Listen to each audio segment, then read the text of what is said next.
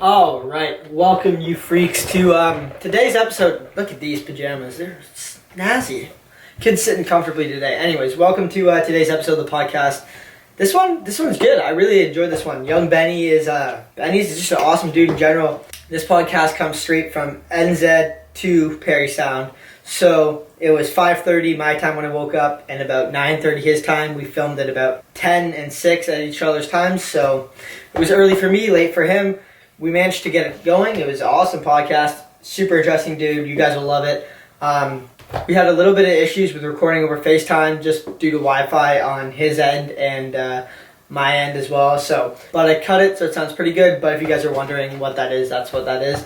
We talk about a little bit of everything from competing, growing up in NZ, and this past missing an airbag actually, which is insane. You guys will have to watch the clip. It's pretty gnarly. And yeah, pretty much everything. Sponsorships to blowing a knee on a Switch 1.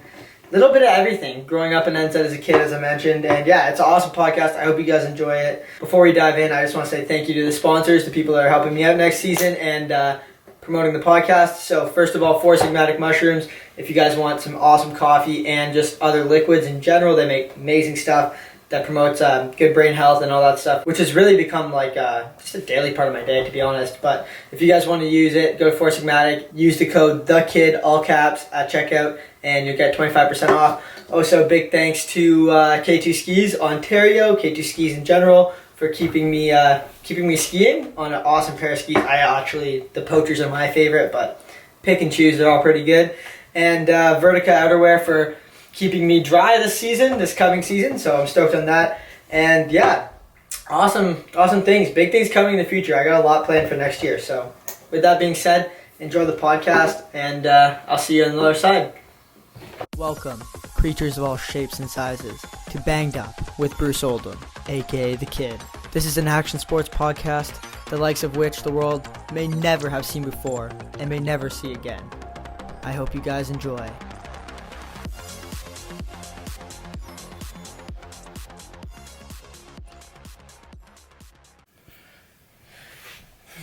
The recording and the audio is going now, and we're just waiting for young Benny to give me a call.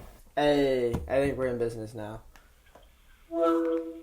Yo, what's up, dude? Good to see you. Yo, how we doing, buddy? Good, dude. I'm glad we can get this to work, Good man. to see you, man. Dude, it's fucking sick to see. Dude, I know, stoked. Hopefully my Wi-Fi doesn't crap out on us, but dude, it's all good. My Wi-Fi in my house is awful, and like half the time throughout the podcasts, like it just cuts right out. I like to try to save up my data throughout the week to burn on podcasting. It's funny. Oh man. Oh, that'd be way dope. Hell yeah, dude. So how you been?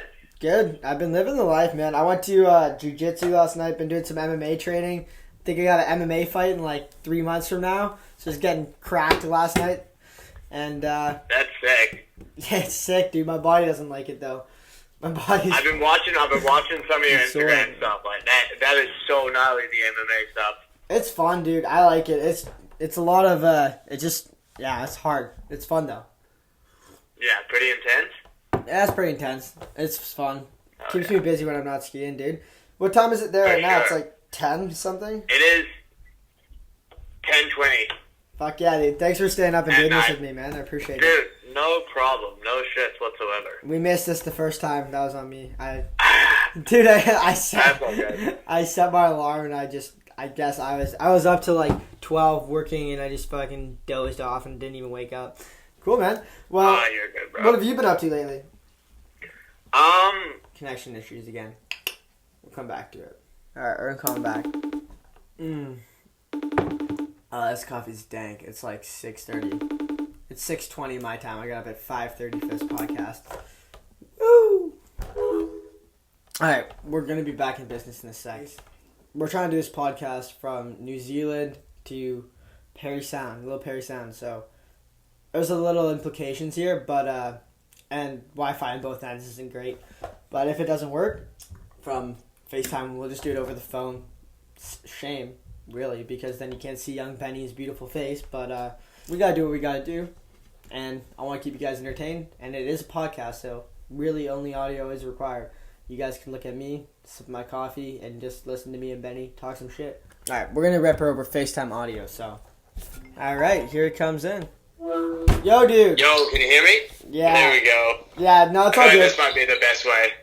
Yeah, no, it's not a problem, bro. Yeah. I kind of expected, sometimes doing it over FaceTime isn't actually that easy. I need to find a different way to do it, but. I know, yeah. Have you been looking into it, or?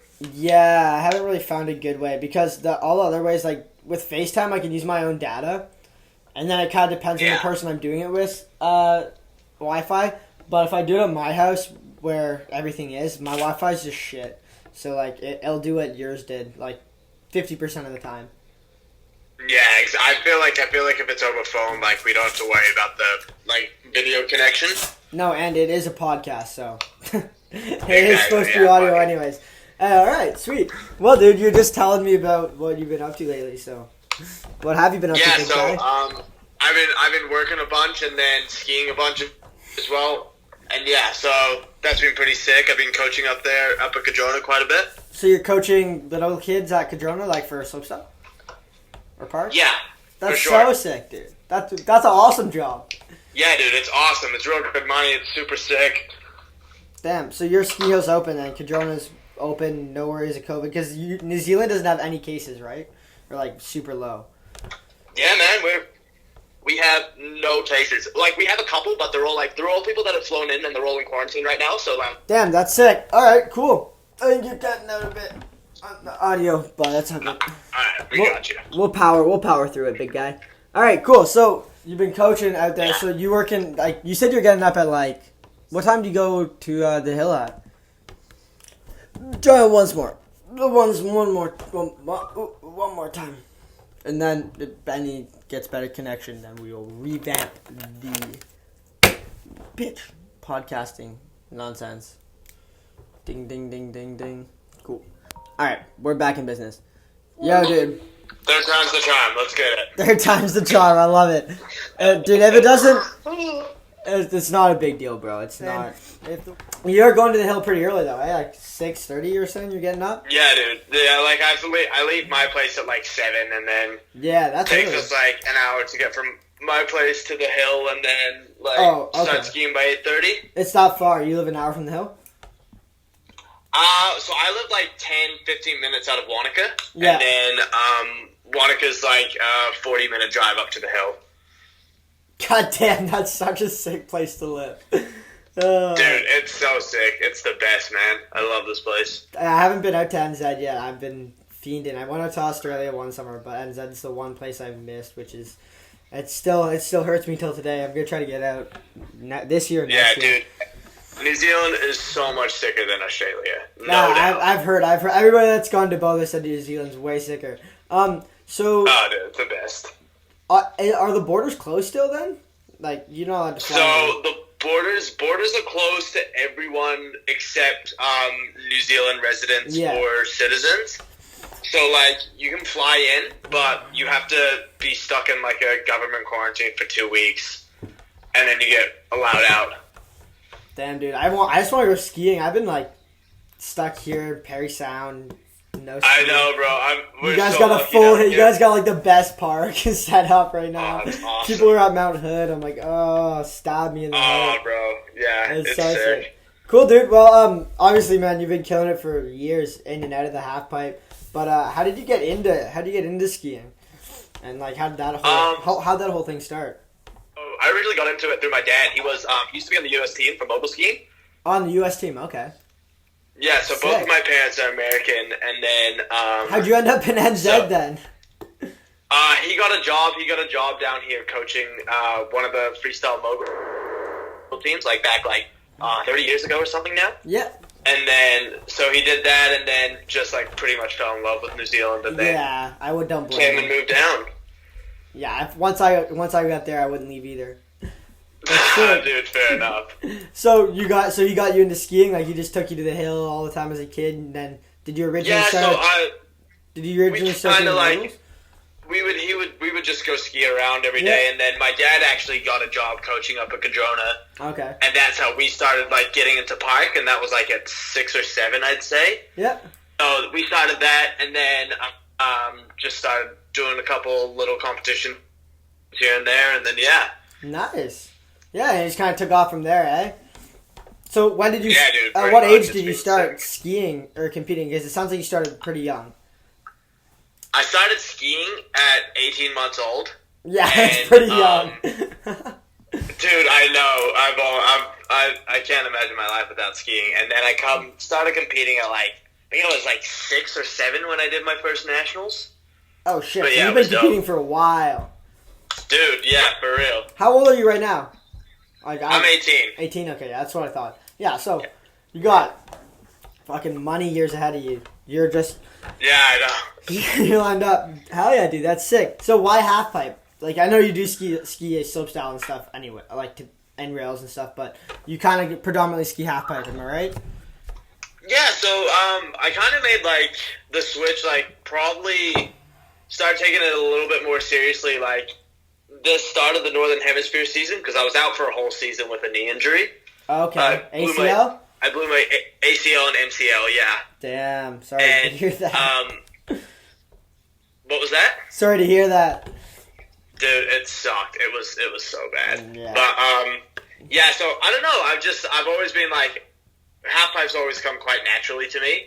Yeah, it's terrifying for me. Really, and most people. That shit's gnarly. I don't know how. Dude, it is.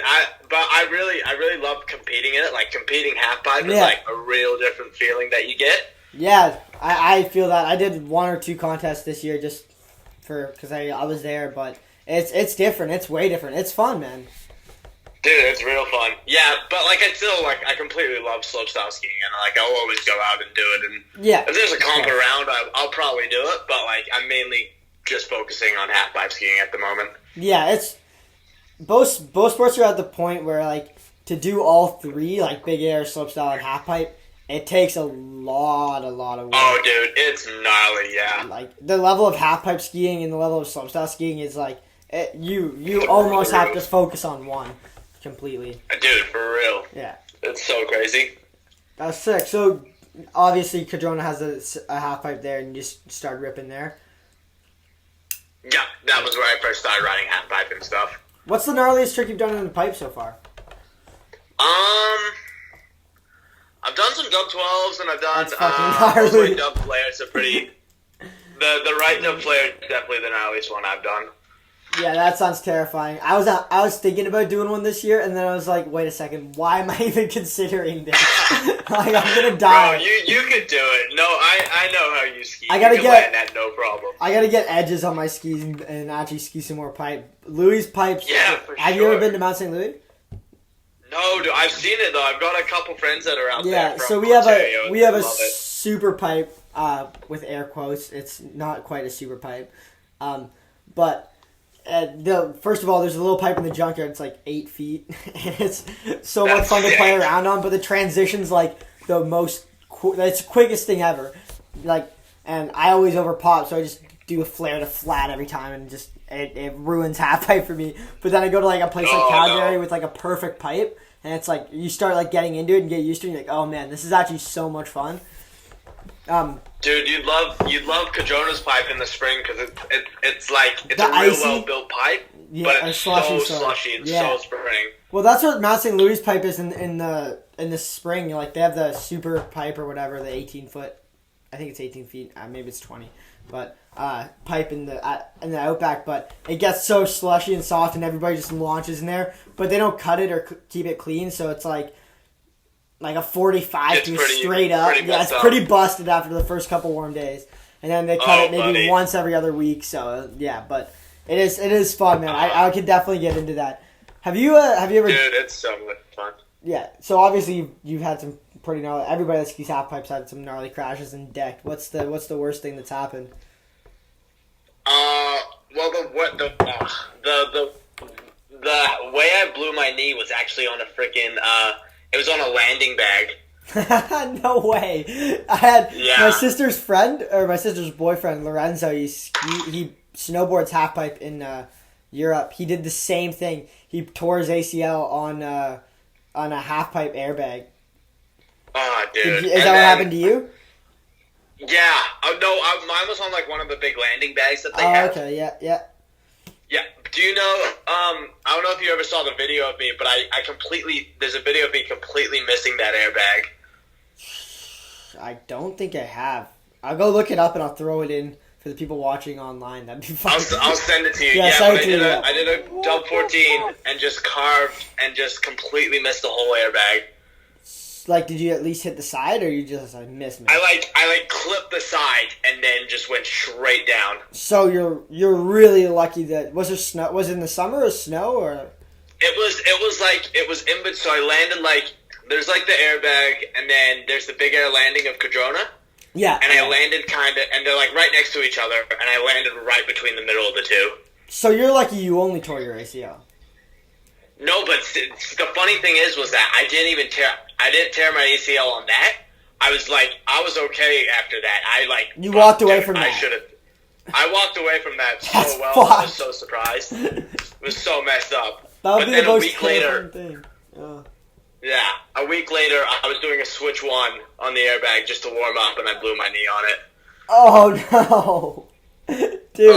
It's always the little things. You miss a huge airbag for nothing, and then oh man, walk away totally fine. Switch one, land a little weird in the airbag. People think these airbags you can just.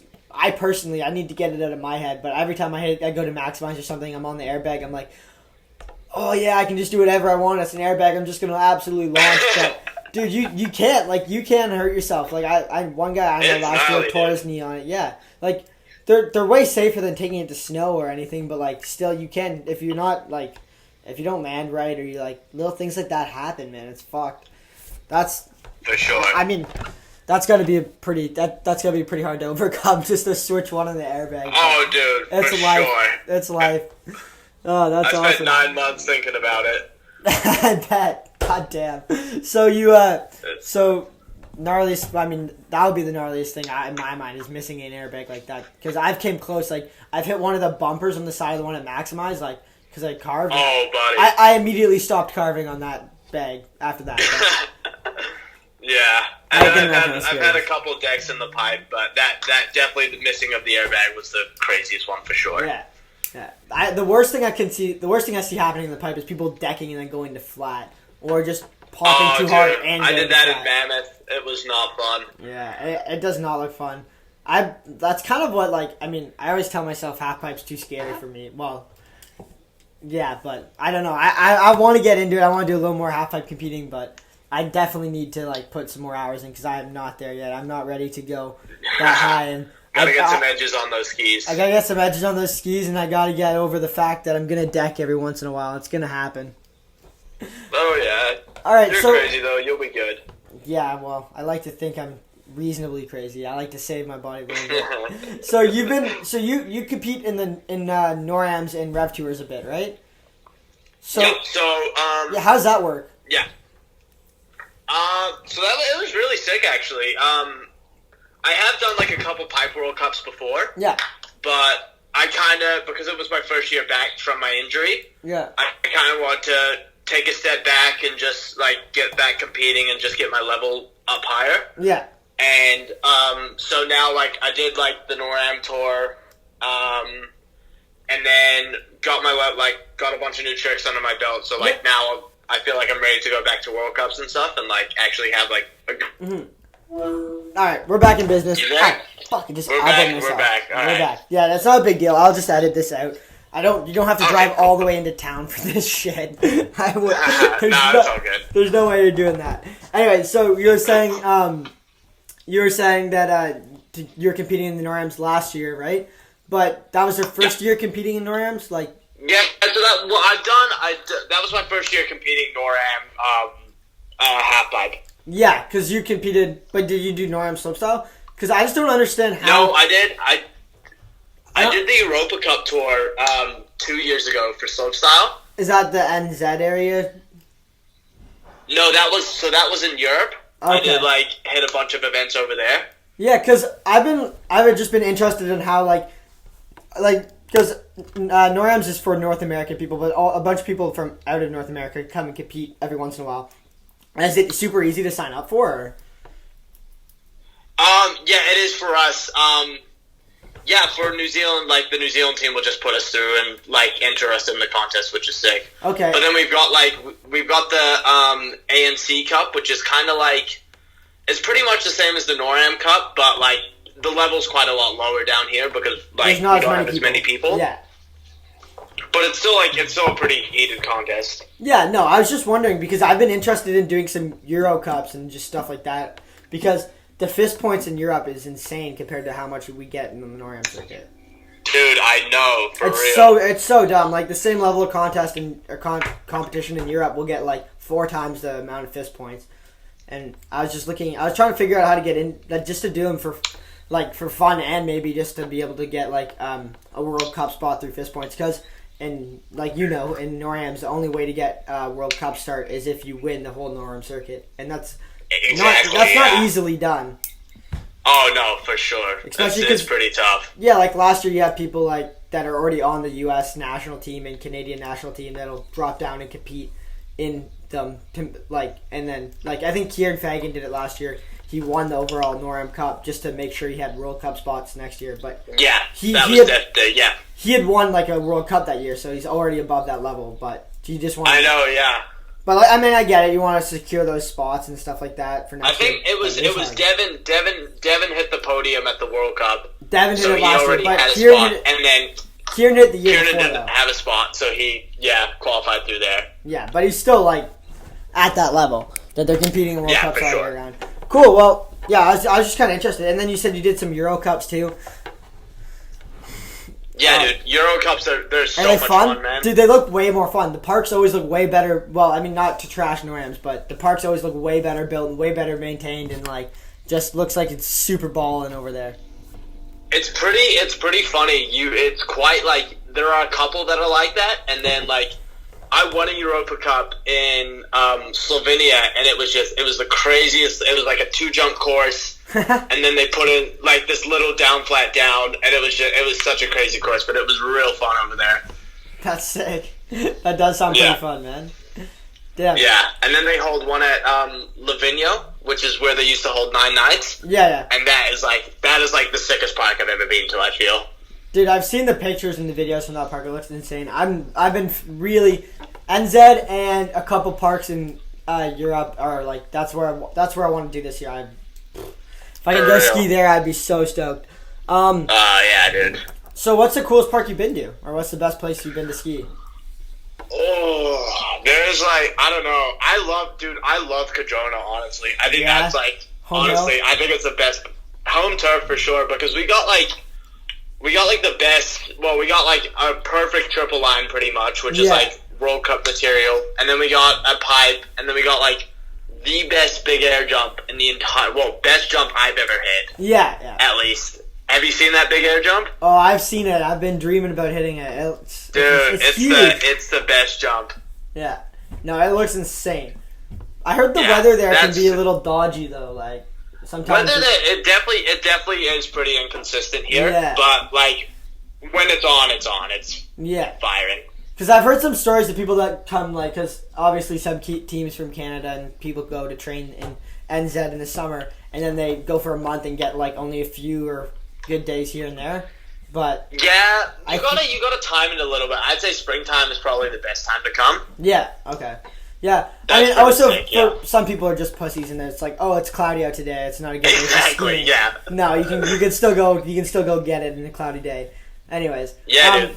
So I was out doing some research online. You got a pretty solid list of sponsors, dude.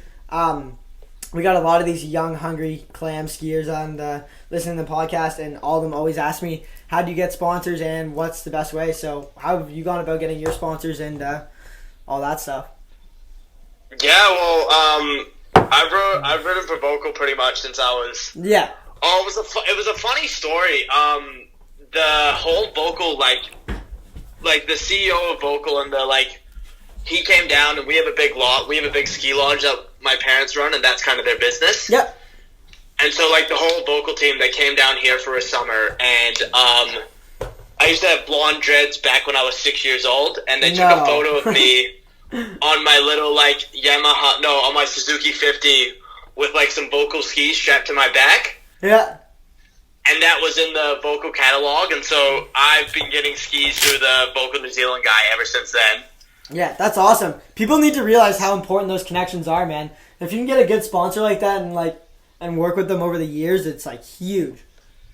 Exactly, yeah. And then as I started to get more competitive and traveling overseas a bit more, then I got in contact with the international guy, and it was funny because I emailed him and I was talking about that photo, and he has the same photo sitting in his living room. Oh my god! So it's pretty sick. He said it's felt like I've been part of his family pretty much the whole time. That's awesome. It's so sick. Yeah, so it's pretty cool. Did you ever send any of those cringy sponsorship letters as a kid out to other companies? Oh, dude, I would go around to all the ski shops and try to get stickers and try to give them my resume, and that's good though. I had a little DVD that I would bring to ski shops and stuff. That's awesome. See, most people just go and they find info at vocalskis.com and send them this Word document with nothing else attached to it and try to get sponsorship that way. Going around to local shops is that's good. That's cool, man. I never did that. I wish I did that. Going around to local shops with a little DVD, that'd be fucking sick. That's awesome. Yeah. And then it's funny because I've had the same, because I've been coaching a couple 10, 12, 13-year-old kids, and they've also asked me that stuff. Yeah. And I've always told them is that you really need a true connection with the company if you want to ride for them. That's my biggest thing, is that you don't just want to ride for any old random company. You really want to have a true connection with them. And the people the people that's sponsoring you too, within the company, you want to have a good connection with them. You don't want just some random guy you've never met or never talked to over the phone or something. Because those guys, it's just not the same. They don't hook you up the same. They don't take care of you the same. You guys don't provide as much value. No doubt, yeah. Yeah, and I mean, for me as a kid, I was always trying to figure out how to get sponsored, and I mean, every little kid is. They're whoa, I did my first 360. Can I get a free pair of skis? and it's just cool to I think it's cool to try to help these kids out and give them a little idea of where to go from that. But that's it, man. Cool. So last question, and we'll let you go to bed because you gotta get up early, and I gotta get to work soon. So where do you see yourself in 5 years, man? What's the plan? Oh, 5 years. 5 years, less than 5 years, just in the future, down the road. I'm trying to. My main goal is to I want to make the 2022 Olympics for the New Zealand team. Yep. That's definitely up there. It's my dream, and then definitely just ski as much as I can and keep having as much fun as I can. Really. Yeah, 2022 NZ team would be pretty insane. I'll definitely be watching if you make it. But do you have any plans to do filming projects? Is that something you would like to do down the line? I'm definitely, especially this season, because we don't have any big contests coming up. It's mainly. Have you heard about that? What was that? What's the deal on that? No World Cups or anything so far. There's not at least not in New Zealand. I don't know what's going to happen for the Northern Hemisphere season. I've heard that they might not be happening. Oh, I don't know. I'm not sure. I don't anyway, for this season though. Yeah. Yeah, I know. I don't want to jinx anything either. Yeah. So you're going to do some filming this year then, eh? What's up? Do some filming this year and stuff, just in the park? Yeah, do some filming this year in New Zealand, hopefully. Yeah. Bit of everything I want to do, but we'll just see what happens. Bit of backcountry? What was that? Dude, for sure, yeah. Attaboy. Real into that. Yeah, that's sick. Any thoughts on urban? Or I'm sure the urban scene's not huge in NZ.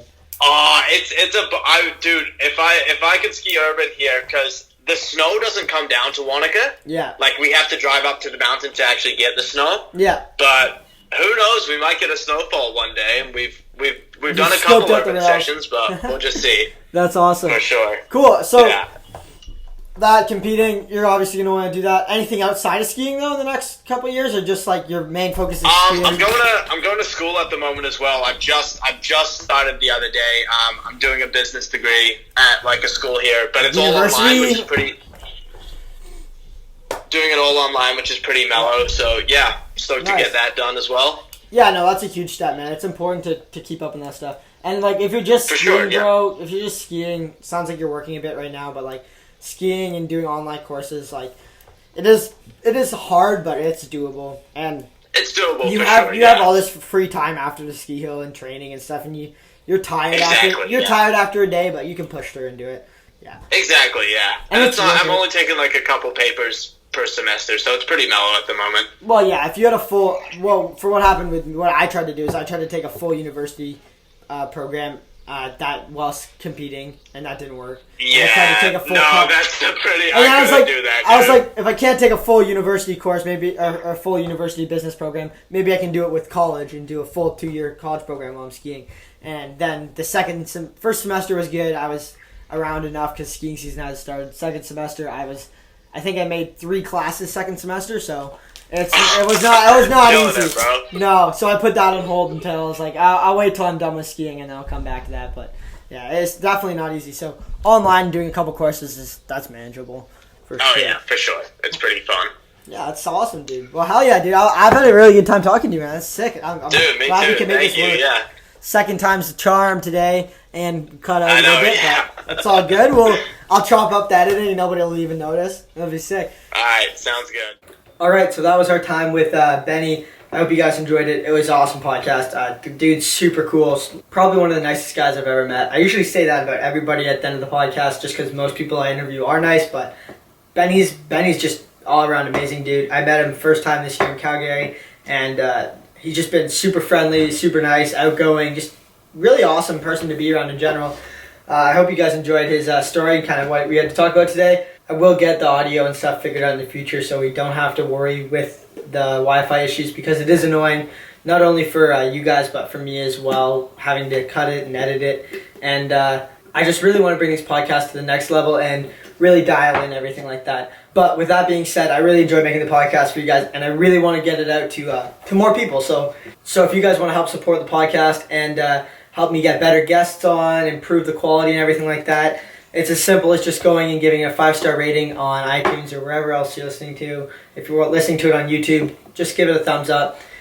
Maybe share it with a couple friends because it really helps iTunes know that it's a good podcast, and then they'll share it, and hopefully we get more people and more viewings on the podcast later down the road, and we can really grow it into something beautiful together. So with that being said, I will see you in the next one next Tuesday. Thank you very much, and enjoy the rest of your day, you guys. Mwah.